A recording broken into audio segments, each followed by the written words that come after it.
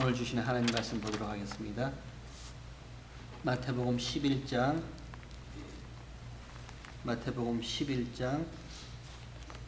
25절에서 30절. 우리 한 절씩 같이 교독하고 마지막 30절은 한 목소리로 함께 읽도록 하겠습니다. 마태복음 11장 25절 하나님의 말씀이라 합니다.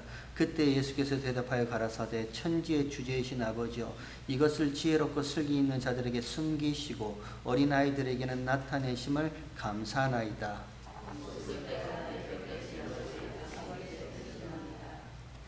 내 아버지께서 모든 것을 내게 주셨으니 아버지 외에는 아들을 아는 자가 없고 아들과 또 아들의 소원대로 계시를 받은 자 외에는 아버지를 아는 자가 없느니라.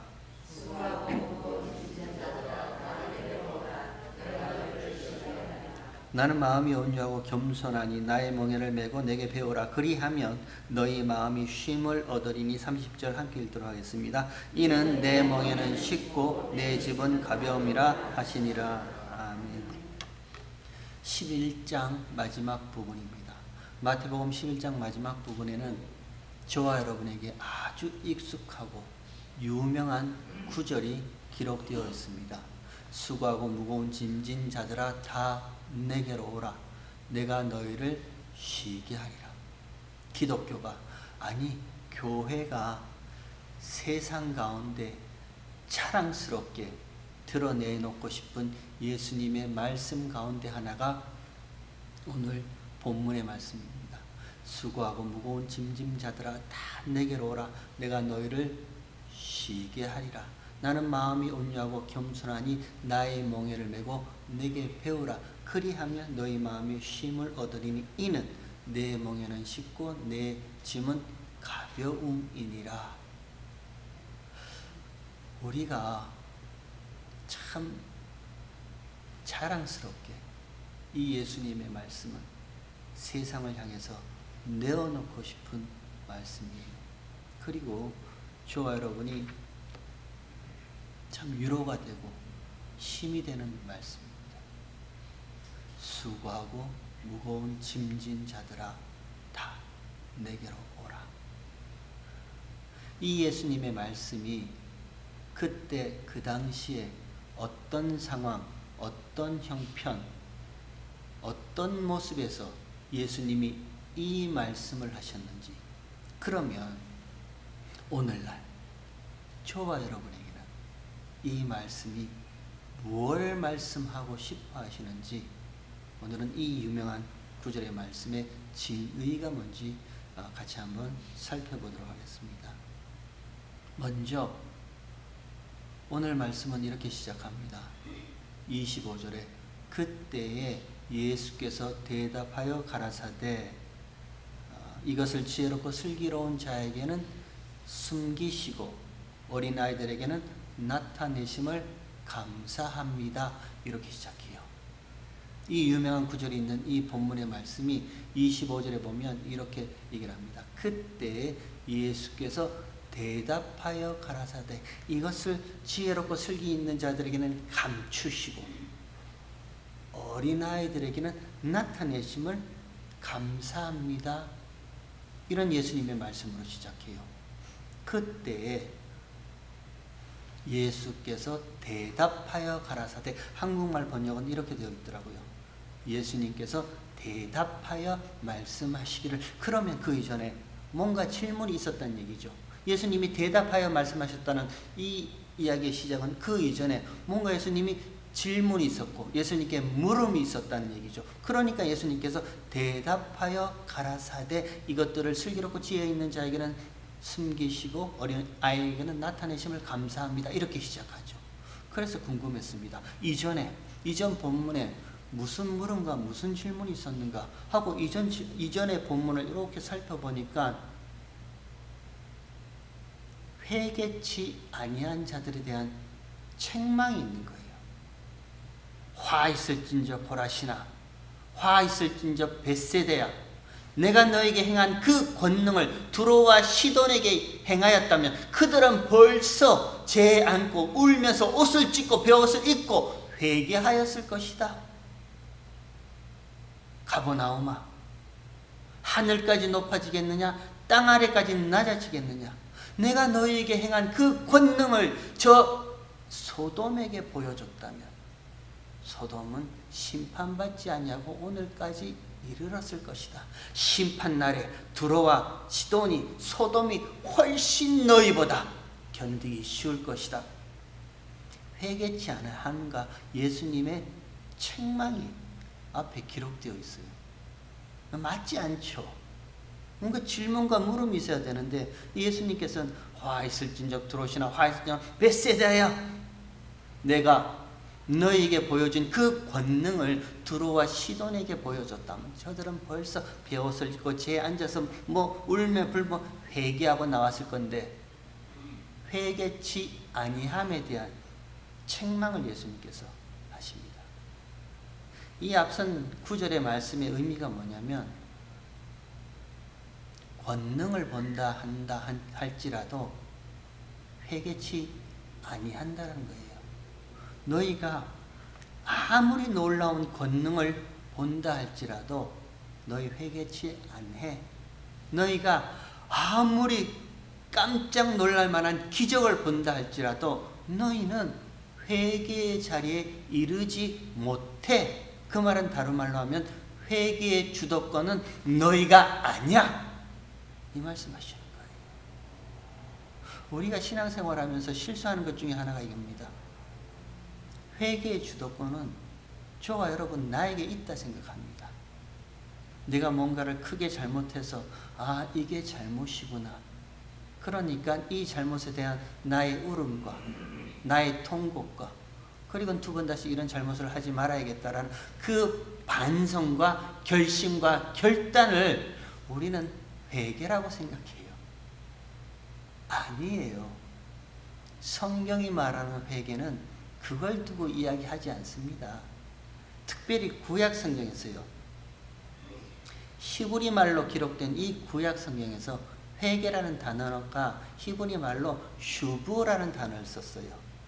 그 슈브라는 단어를 하나하나 뜯어보면 그 의미가 어떠냐면요, 이 아래 것, 이 아래 세상, 하나님이 창조하신 이 아래 세상의 모든 것들로 위의 것, 그 하늘의 그 성전, 그 하늘의 그 하나님 나라, 그 하늘의 영원한 생명, 그것을 안다면 이 아래에 사는, 이 땅에 사는 인생들의 생각, 가치관, 세계관이 달라집니다.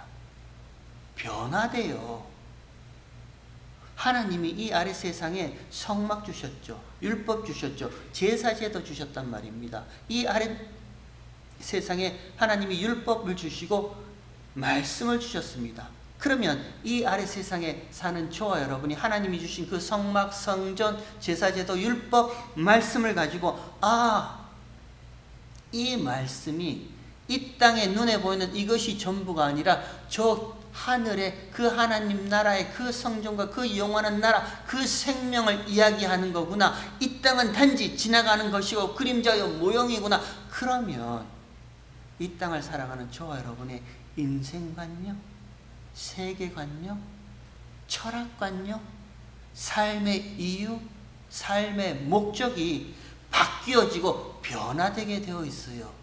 그거를 슈브, 회개라 이렇게 얘기를 합니다. 관심사요? 물어볼까요? 저와 여러분의 지금의 관심사가 어디에 있습니까? 무엇에 관심을 두고 살아가세요? 정말 내가 지난 한 주간 동안 어떤 것에 관심을 두고 살았던가? 저와 여러분에게 관심사가 있습니다. 요즘 재미나는 드라마도 재미난 거 많이 나오더라고요. 한국의 정치 이야기도 그냥 말도 안 되는 이야기들, 정치 이야기도 많이 나와요. 그 지난주에는요, 미국 대통령이 총알이 샹 지나가는 그런 얘기도 있어요. 우리가 한 주간 살면서 저와 여러분의 관심사가 있습니다. 그 관심사가 아닌 이야기는요, 우리 별로 흥미롭게 생각하지 않아요. 마음에 담아주지도 않습니다. 무슨 얘기를 하든지 말 그대로 관심이 없어요. 근데 내게 관심이 있는 거예요. 주식이 올랐다. 내게 관심이 있는 거예요. 뭐 금값이 올랐다. 관심사가 있어요. 근데 이 땅을 살아가면서 저와 여러분이 가졌던 그 관심사가 하나님의 관심사라요. 하나님이 관심을 두시는 그 초점이 있단 말입니다. 그 하나님의 관심사가 이것이었구나. 이게 하나님께서 이 세상 가운데 모든 것을 창조하시고 지금까지 인생을 허락하시고 모든 시간을 허락하신 이유가 여기 있구나. 하나님의 관심사로 저와 여러분의 관심이 바뀌어지고 그 하나님의 관심사가 나의 관심이 되면요, 그거를 회개라 해요. 이 모든 것을 누가 하는데요? 이 관심사를 바꾸는 것을 누가 하는데요? 성령께서 하신단 말입니다. 성령 하나님이 하세요. 어느 순간 아마 많은 경험이 있으실 거예요. 어느 순간 성경 읽으라니까 그냥 읽는 거예요. 교회를 다니면서 성경 한번 읽어보세요. 이 안에 뭐가 담겨져 있지? 궁금하니까 읽어보는 거예요. 읽어도 그냥 아무 감정이, 감흥이 없어요. 근데 어느 날 내가 이 땅을 살아가는 이유가 뭐지? 지금까지 이런저런 모양으로 하나님께서 이 인생을 살게 하신 목적이 뭐지? 궁금해지기 시작하죠. 그리고 나서요. 그 다음에 그러면 이 인생이 끝나면 이 인생이 끝난 이후에 그것들은 어떻게 되지? 아무 관심이 없었단 말입니다. 저 하나님 나라에 그래 너네들끼리 잘 먹고 잘 살아. 영생 오래 살아. 나는 그냥 이 땅 가운데 이 세상 가운데 내 한 몸 하나 이렇게 열심히 사는 거 난 거기에 관심이 있어. 근데 그 관심이 여러분 좀 바뀌지 않던가요? 어느 순간부터인가 말씀이 궁금해지기 시작하는 거예요. 도대체 이 말씀 안에 무엇이 있길래 읽어나가기 시작하는 겁니다. 영원한 생명이 뭐지? 예수님이 누구시지? 십자가는 또 뭐지? 관심사가 달라져요. 저와 여러분이 바라보는 목표 지점이 달라진단 말입니다. 그걸 누가 바꾸시는데요? 저와 여러분이 바꾼다고요? 아니요. 성령 하나님께서 그렇게 돌이켜주세요. 그러면 이제는 저와 여러분이요, 예수님과 같은 방향으로, 예수님이 바라보시는 그곳으로, 같은 곳, 같은 방향, 같은 목적지로 예수님과 함께 바라보고 있는 거예요. 그거를 성경은 멍해라 이렇게 얘기를 합니다. 유대인들에게요, 히브리 사람들에게 이 멍해라는 단어는요, 소 두 마리가 같은 방향을 바라보고 같은 곳으로 걸어가게 하기 위해서 어깨에 짊어지게 하는 게 멍해예요. 그 멍해입니다. 저와 여러분이 항상 우리는 하나님과 반대 방향을 보고 있는 거예요. 다른 방향을 보고 있는 거예요. 근데 어느 순간인가 하나님께서 바라보시는 것, 하나님이 관심이 있는 그곳을 저와 여러분이 관심을 두고 바라보고 같은 방향, 같은 곳, 같은 목적지를 향해서 멍에를 함께 메고 바라보고 있는 거예요. 하나님께서, 성령 하나님께서 그렇게 해주시는 거예요. 그거를 구약 성경에서 히브리 단어로 슈브, 회개라 이렇게 얘기를 합니다. 그럼 물어볼까요? 이 회개의 주도권이 누구한테 있습니까? 저와 여러분에게 있어요? 아니죠. 하나님이 그렇게 바꿔놓으시는 거예요. 하나님이 그렇게 회개케 하시는 거예요. 하나님께서요, 나는 이 방향으로 가고 싶은데 성령 하나님께서 성령의 띠를 띄워서 내가 원치 아니하는 방향으로 성령께서 이끌어 가세요. 그렇게 하신다니까요. 선택권이 우리한테 있다고요? 이런 이야기를 듣고 참 많이 얘기를 하더라고요. 선택권이 나에게 있다 합니다. 예수님께서 십자가에서 죽으셨습니다. 그 피로 모든 죄를 용서하셨습니다. 맞아요. 진리예요. 그러면 예수님의 그 피와 십자가의 피를 내가 선택하면 구원을 받고 내가 선택하지 아니하면 구원받지 못한다? 저와 여러분이 하나님을 사랑한 것이 아니라 하나님이 먼저 저와 여러분을 사랑하셨어요. 저와 여러분이 하나님을 택한 것이 아니라 하나님이 먼저 언제요? 창세 전에요. 모든 만물이 창조되기도 이전에, 창세 전에 그리스도 예수 안에서 거룩하고 흠이 없도록 어떤 이들은 택하시고 예정하셨단 말입니다. 하나님이 먼저 택하시고 하나님이 먼저 예정하셨어요. 창세 전에요. 우리가 아니에요. 근데 우리는 항상 우리로부터 시작하니까 내가 택할 수 있다 생각을 합니다. 그러니까 사람들이 묻죠. 그럼 나는 뭔데요? 우린 뭔데요? 묻는 거예요. 왜 하나님께서 저기 동산에 보이지 않는 곳에 선악을 알게 하는 나무의 열매를 두시든지 아니면 이렇게 감춰두시든지, 왜 하나님이 동산 중앙에 그것도 보암직도 먹음직도 지혜롭게 할 만큼 탐스럽기까지 한 모습으로 두셨냐? 그러니까 내가 먹죠. 우린 뭐냐라는 거예요. 그게 선악을 알게 하는 나무의 열매를 먹은 죄인들의 모습입니다. 왜 바리새인들이, 왜 서기관과 율법사들이 예수님을 그렇게 미워했어요? 왜 성전에 있는 그 제사장들이 왜 예수님을 그렇게 싫어했습니까? 죄인들이 왜 예수님이 그렇게 미워서 십자가에 못 박아 죽일기까지 동조를 했어요? 아무것도 아니라 부인하시니까요. 예수님께서 너의 그 율법의 행함, 너의 의, 그거 아무것도 아니야라고 예수님이 부인해 버리시니까 분노하는 거예요.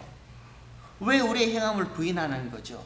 목숨 걸고 율법을 지키려고 했던 우리의 이 열심, 흠없는 제물을 가져와서 하나님 앞에 제사를 드렸던 이 아름다운 행함을 왜 아무것도 아닌 것처럼 예수께서 그렇게 부인해버리냐? 견디지 못해요. 저와 여러분요, 아무것도 아닌 존재 맞습니다. 하나님께서 붙잡아 주지 아니하시면, 하나님이 그 은혜를 베풀지 아니하시면요, 저와 여러분 아무것도 안 돼. 티끌이요 먼지요 생명 없는 죽은 흙에 불과한 자들입니다. 아무것도 아니에요. 근데 죄인들은 여기서 출발하지 못합니다. 왜 아무것도 아니냐? 그렇게 얘기를 합니다. 예수님께서 너희가 아무리 큰 권능을 받다 할지라도, 아무리 큰 기적을 받다 하더라도요, 너희 스스로 절대 회개의 자리로 돌아올 수 없다, 그렇게 말씀을 하세요. 그리고 나서 그 다음에 예수님께서 하신 말씀이, 그때 예수께서 대답하여 가라사대 천지의 주제이신 아버지여, 이것을 지혜롭고 슬기로운 자에게는 감추시고 어린아이에게는 나타내심을 감사합니다. 연결이 안 되죠. 이 회개치 아니하는 이들과 거기에 하나님께서 심판하시겠다는 그 예수님의 말씀과 그때 예수께서 대답하여 가라사대 연결이 안 돼요. 이 똑같은 이야기가 누가복음에 있거든요. 누가복음 10장을 한번 이렇게 펼쳐가 보세요. 누가복음 10장 얼마 안 가면 누가복음이 있습니다. 같은 내용이 누가복음 10장에 기록되어 있습니다. 누가복음 10장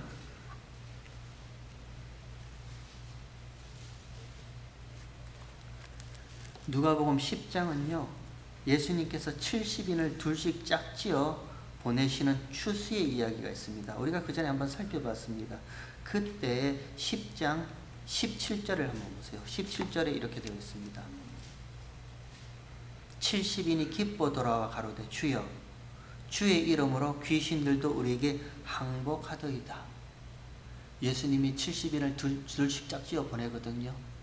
보내고 그들이 복음을 전하고 돌아옵니다. 그리고 나서 얼마나 기뻤는지, 주여, 주의 이름으로 귀신들도 우리에게 항복하더이다. 예수님 앞에 자랑스럽게 얘기를 합니다. 당연하죠. 당연한 일 아닌가요? 우리가 마태복음 10장에서 살펴봤을 때 예수님이 12제자를 보내실 때 그냥 보내셨나요? 아니요. 모든 더러운 귀신을 내어 쫓고 모든 병과 모든 약한 것을 고치시는 권능을 그들에게 내어주셨어요. 그러면 모든 더러운 귀신과 모든 약한 것과 모든 병을 고치는 권능이 이들에게, 제자들에게, 70인에게 드러나는 것은 당연한 일입니다. 근데 기쁜 거예요. 마치 내 능력처럼요. 내가 한 것처럼요. 아니요. 예수님의 권능을 이들에게 부여해 주셨단 말입니다. 가서 추수하고 오라는 거예요. 내가 너희를 보냄이 이리를 양 가운데 보낸 것 같다. 그런데 내가 너희한테 주는 권능은 모든 귀신을 내어 쫓고 모든 병과 모든 약한 것을 고치는 권능, 예수님의 권능이 12제자에게 70인에게 드러나는 건 당연한 거예요. 근데 이들이 돌아와서 예수님께 주여, 주의 이름으로 귀신들도 우리에게 항복하나이다 자랑합니다. 그랬더니 그 다음에 18절에 예수께서 이르시되 사단이 하늘로서 번개같이 떨어진 것을 내가 보았노라. 예수님의 말씀이에요. 당연한 거다.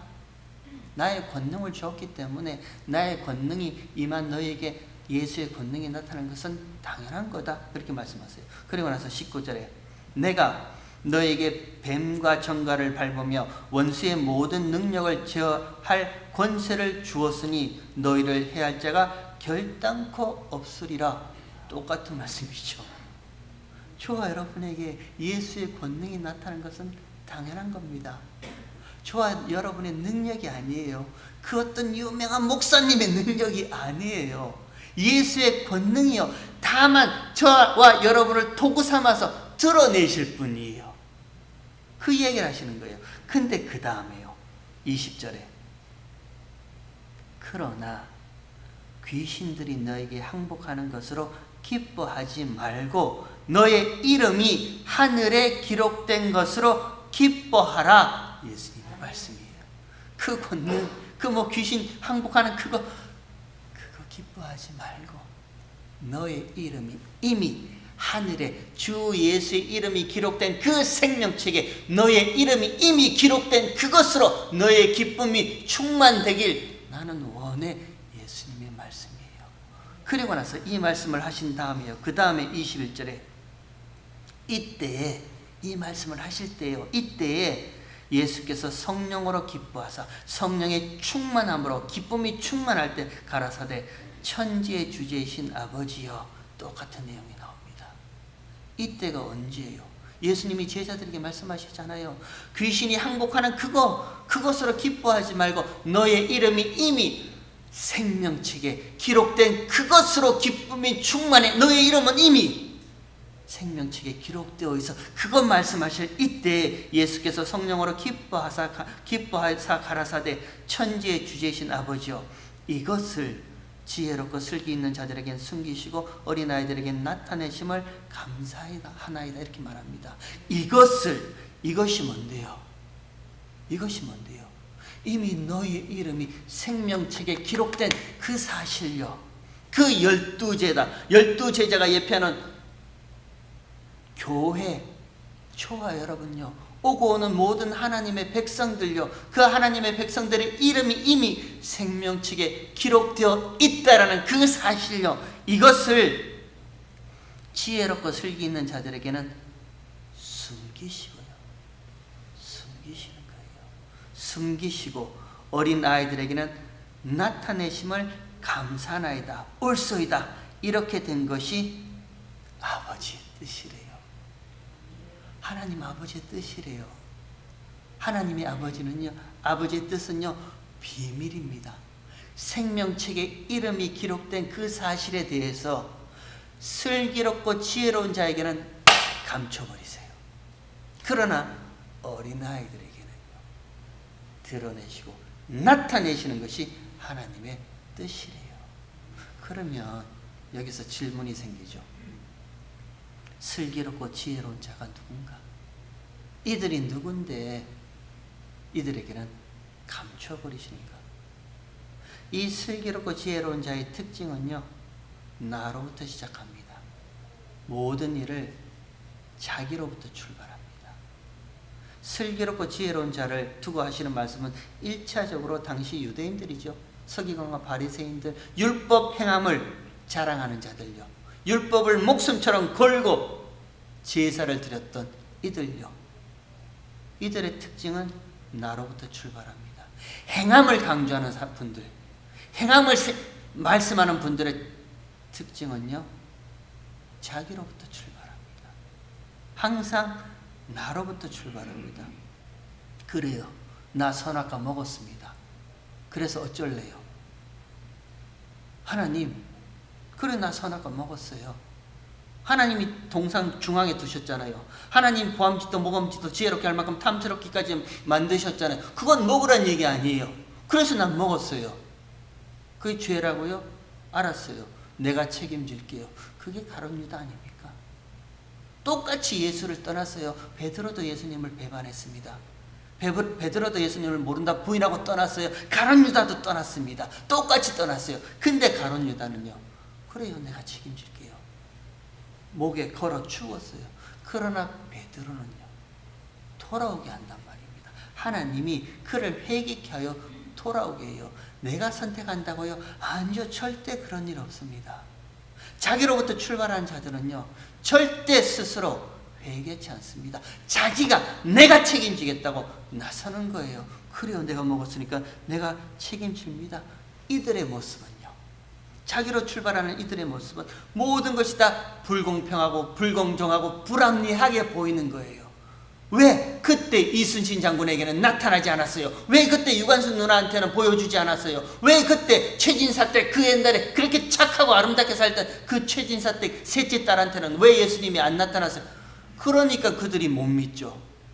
모든 것이 불합리하고 불공평하고 불공정하게 보이는 겁니다. 여러분 주변에서 그런 분들 보지 않아요? 나로부터 출발하는 거예요. 항상 자기로부터 출발하는 거예요. 나의 행함을 중요시하는 이들요. 이들은 하나님이 하신 모든 일들이 불합리하다 합니다. 불공평하다 합니다. 불공정하다 합니다. 하나님이 그렇게 해서는 안 된다 합니다. 평등을 주장합니다. 아니요, 그렇지 않습니다. 또 하나의 특징은요, 모든 성경을, 모든 말씀을요, 내가 캐내고 내가 발견하고 내가 뭔가를 잡아내려고 노력해요. 이렇게 한번 제가 설명해 드려 볼게요. 금과 은이 들어있는 광산이 있습니다. 광산이라 하죠. 그 광산은 고정된 것입니다. 그 광산은 사람이 보기에 마치 죽은 것처럼 보여요. 그러면 그 광산에 있는 금과 은과 보석은 살아있는 내가 가서 그것을 파내고 캐내고 뒤집고 헤집고 발견해서 금과 은을 내가 끄집어내야 된다라고 생각해요. 마치 성경을요, 하나님 말씀을 그렇게 봐요. 이 성경책, 인쇄된 책에 불과한 거예요. 글자에 불과한 거예요. 이 안에 보물이 담겨져 있으니까, 그러니까 이 안에 담겨진 보물을 내가 공부하고 내가 연구하고 내 학식과 내 지식으로 캐내고 뒤집고 어쩌해서 이 안에 보물을 마치 발견하듯이 이 진리를 내가 끄집어내야 된다. 여러분 그렇지 않아요. 하나님의 말씀은 살았고 운동력 있는 말씀이에요.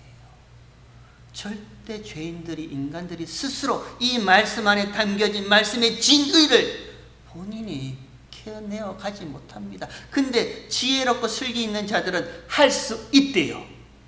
그것을 하나님은 숨겨버리셨다라고 말씀하시는 거예요. 그게 하나님의 뜻이래요. 지혜롭고 슬기로운 자에게는 숨기시고, 그리고는요, 그 다음에 어린아이들에게는 나타내셨다, 보여주셨다 합니다. 어떻게 해요? 어떻게 보여주시는데요? 계시가 거기에 있어요. 그래서 성경이 계시라고 얘기를 하는 거예요. 내가 막 뭔가를 아이고 죄송합니다. 제가 자꾸 박사에 대해서 비난하는 얘기는 아닙니다. 하지만 그렇게 성경을 많이 연구해서 박사학위를 딴 분들도요, 몰라요. 하나님이 숨겨놓으세요. 근데 아무것도 아닌 분들한테요, 그냥 성경을 처음 읽는데 하나님이 계시란 말입니다. 계시란 의미가 뭐예요? 가려졌던 커튼을 활짝 열어서 보여준다는 의미잖아요. 내 눈에 살았고 운동력 있는 하나님의 말씀이 내 눈에 확 하니 들어오네요. 이게 은혜 아니에요. 아무도 보지 못한단 말입니다. 그러나 하나님께서는요, 어린 아이들에게는 이것을 나타내시는 계시의 말씀으로요, 활짝 열어서 보여주시는 거예요. 그 계시가 뭔데요? 사도 바울이 에베소 교회에 보내는 에베소서 3장인가요? 계시로 이 비밀을 알게 하여 주심을 감사합니다. 사도 바울이요, 자주 쓰던 용어가 계시라는 거예요. 비밀이라는 거예요. 이 비밀을 내게 밝히 계시로 활짝 열어 보여주심을 감사합니다. 사도 바울이 어떤 자인데요? 율법을 하는 흠이 없다면서요. 바리새인 중에 바리새인이라면서요. 지금으로 치면 성경학자 저리 가라는, 성경을 연구하던 자예요. 이 성경에 대해서 꼼꼼하게 외우던 자예요. 그런 그가, 야, 내가 공부해보니까, 내가 책상에 앉아서 연구해보니까, 뭐 해보니까 이 진리의 말씀이, 내용이 이렇더라, 그렇게 말하지 않았습니다. 바울이요, 이 비밀을 계시로 내게 보여주시니 그 은혜가 내게 이루 말할 것 없이 크다라고 얘기를 합니다. 그 계시로 보여주신 비밀이 뭔데요? 에베소서 3장에 보면 그 비밀이 이방인들도 복음으로 말미암아 예수와 함께 언약에 참여한 자 되고, 예수와 함께 후사가 되고 언약의 후사가 된 그것을 보여주신 거예요. 이방인들도요, 저와 여러분들도 우리 이방인이었단 말입니다. 우리도 복음으로 말미암아 예수와 함께 예수 안에 있는 자, 예수의 후사가 되는 자, 언약의 후사가 되는 자 계시로 보여주는 거예요. 그럼 사도 바울이 어린아이인가요? 어린아이에게는 나타내셨다는데 바울이 어린아이예요? 바울의 고백이 뭔가요?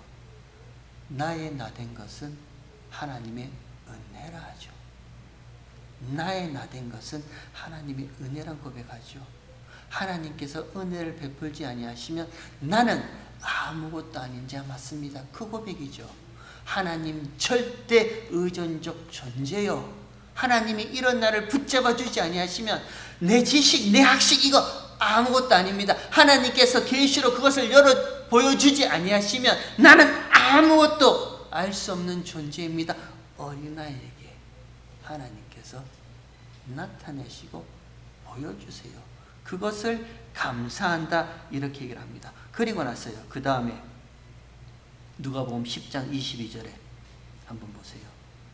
22절에 내 아버지께서 모든 것을 내게 주셨으니 아버지 외에는 아들이 누구인지 아는 자가 없고 아들과 또 이름 아들의 소원대로 계시를 받는 자 외에는 아버지가 누군지 아는 자가 없나이다, 이렇게 얘기를 합니다. 아무도 모른다는 거예요. 아버지와 아들이 하신 일, 하나님 아버지와 그 아들 성자 예수께서 하신 일, 창세전에 무슨 약속을 하셨는지, 무슨 일을 하셨는지 계시를 받은 자 외에는 아무도 아는 자가 없다, 이렇게 얘기를 합니다. 그리고 나서 그 다음에 23절에 제자들을 돌아보시며, 제자들에게 얘기합니다. 제자들을 돌아보시며 종용히, 이 종용이란 말은요, 뭐 조용히 말한다 이런 뜻이 아니에요. 종용이란 이 단어의 뜻은요, 예수께 속한 자요. 예수님께 속한 자들에게, 제자들에게, 교회들에게, 저와 여러분에게 얘기하는 거예요. 예수께 속한 자들에게 이르시되 너희의 보는 것을 보는 눈이 복이 있도다. 이게 복이랍니다. 다른 거 복 아니래요. 너의 보는 것을 보는 눈이 있다라는 거예요. 하나님이 아들에게 주신 그 모든 것, 아들이 모든 것을 받은 것, 하나님 아버지와 아들이 창세전에 약속하신 그 모든 것, 그 모든 것을 보는 눈이 복이 있도다. 그게 복이라 합니다. 그리고 24절에 내가 너에게 말하노니 많은 선지자와 임금이 너희 보는 바를 보고자 하였으되 보지 못하였으며 너희 듣는 바를 듣고자 하였으되 듣지 못하였다. 이렇게 얘기를 합니다. 많은 선지자와 임금들이 누군데요? 슬기롭고 지혜 있는 자예요. 나 스스로 이것 한번 내가 발견해 보겠다, 깨달아 보겠다, 찾아보겠다. 마치 금강에 있는 무슨 금을 발견하듯이 내가 캐내고 내가 파헤치고 내가 뒤집어서 저 깊은 산속에 들어가서 내가 뭘 아니라는 거예요. 아무리 그렇게 해봐야 슬기롭고 지혜로운 자, 나로부터 출발하는 자, 자기로부터 출발하는 자는 결단코 하나님께서 발견치 못하게 감추어 두신다. 그러나 어린아이들에게는요, 하나님 아니면, 은혜 아니면, 하나님이 보여주지 아니하시면 나는 아무것도 알지 못합니다 라는 어린아이들에게는요, 하나님께서 그것을 활짝 열어서 계시로 보여주신다. 그러니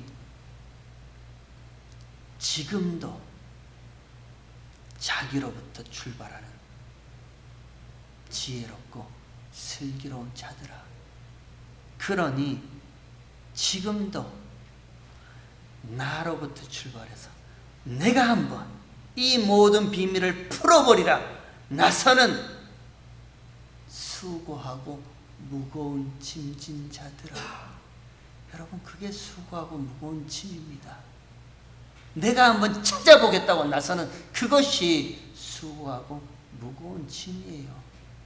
저와 여러분의 인생에서는요, 내가 나를 책임지겠다는 그 책임감, 그 의무감, 그 죄책감, 그것이 수고하고 무거운 짐인 거예요.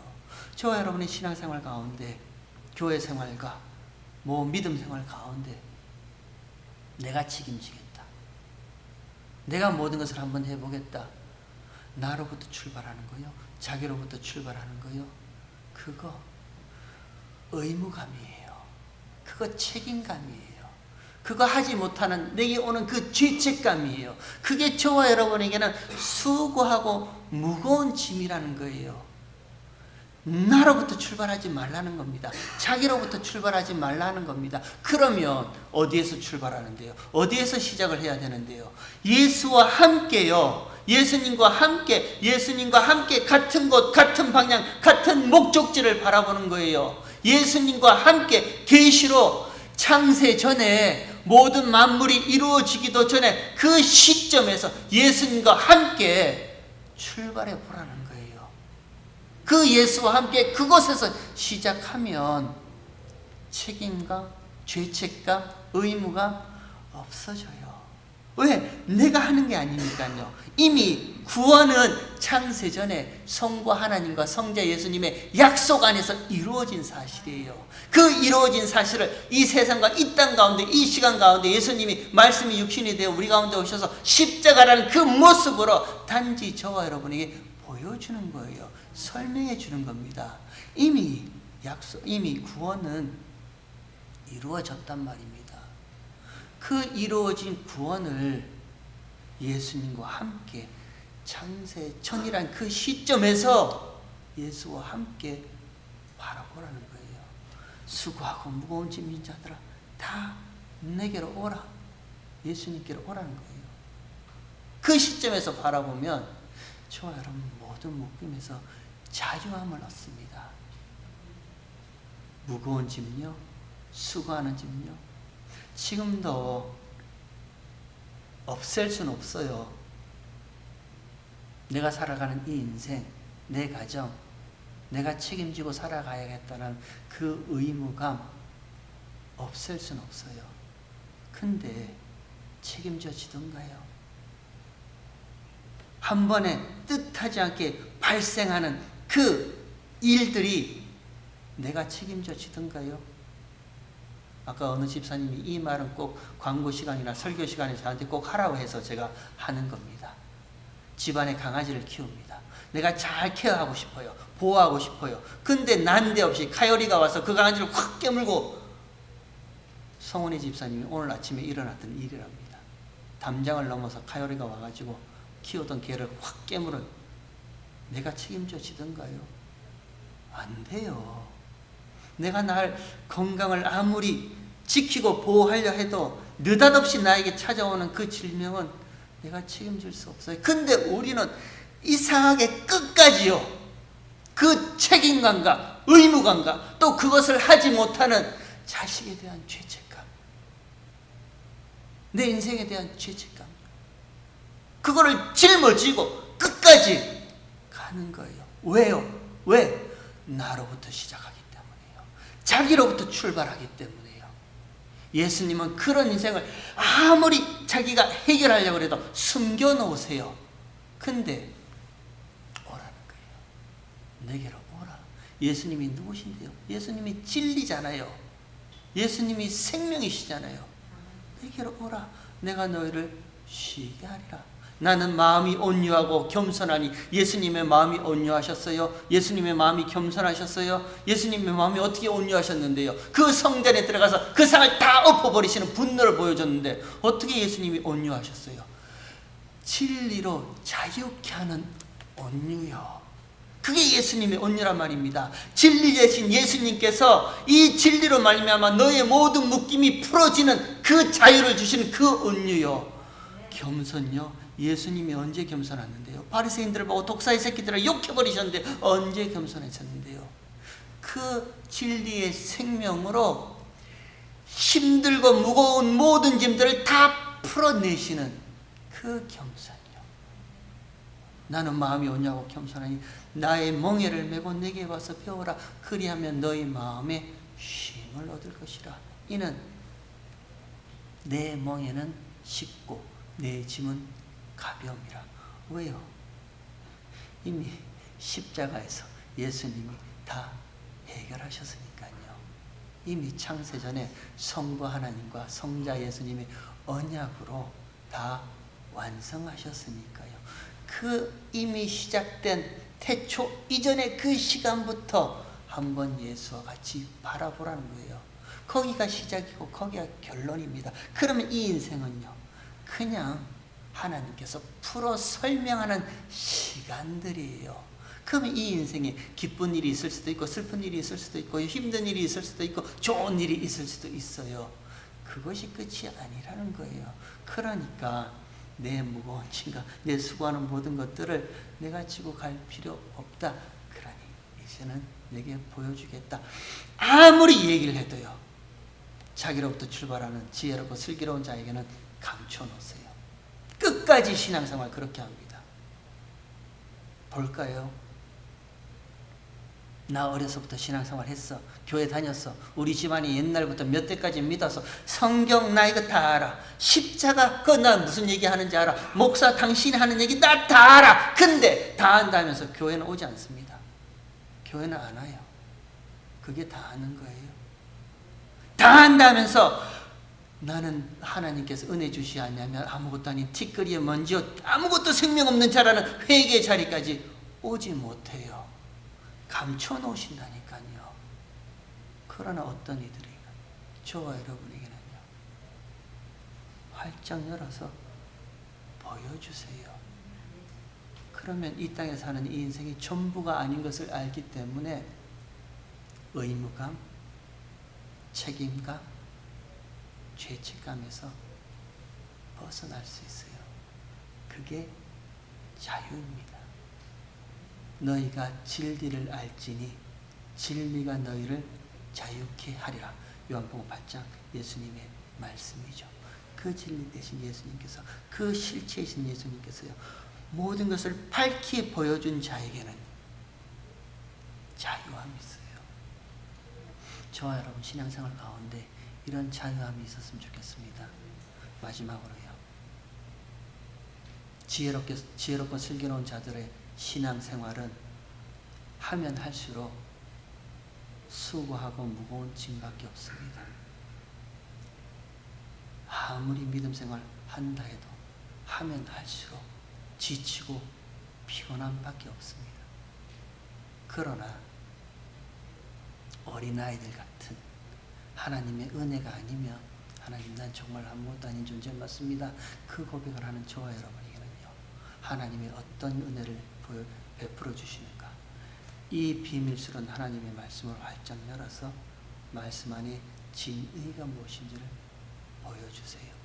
더 큰 은혜는요, 지금 저와 여러분이 살아가는 이 세상, 이 시간, 이 현장이 아니라 창세전 언약이 저와 여러분에게 이미 아버지와 아들에게 있었다라는 그 사실을 하나님이 보여주세요.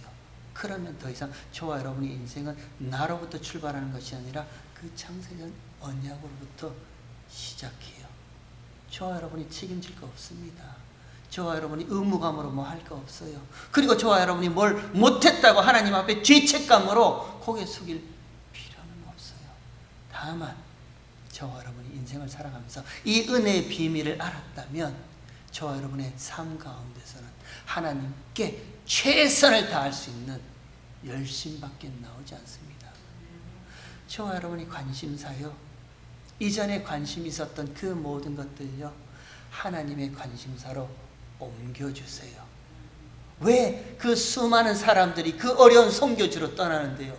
그 왜 수많은 사람들이 그 복음 하나 들고서 이것이 생명이라고 목소리치면서 외치는데 관심사가 달라졌단 말입니다. 저와 여러분도 그런 은혜가 있었으면 좋겠습니다. 이제부터라도 저와 여러분이 이 세상을 살아가면서 관심사가요, 이 땅에 있는 것이 아니요, 하나님, 저 하늘에 그 완성된 하나님 나라의 영원한 생명에 나의 관심을 두고 그것을 위해서 살아가는 인생 되게 해달라. 그렇게 은혜가 있었으면 좋겠습니다. 어려운 인생, 고난 인생 살아가는 이 인생길 가운데 정말 참된 소망은 하나님 나라밖에 없습니다. 다시 한번 제가 권면해 드립니다. 슬기롭고 지혜로운 자같이 그렇게 살지 마시고요, 나로부터, 자기로부터 출발하지 마시고 하나님의 창세전 언약부터 시작하는 은혜가 있는 신앙생활, 믿음생활 되길 주의 이름으로 축원합니다.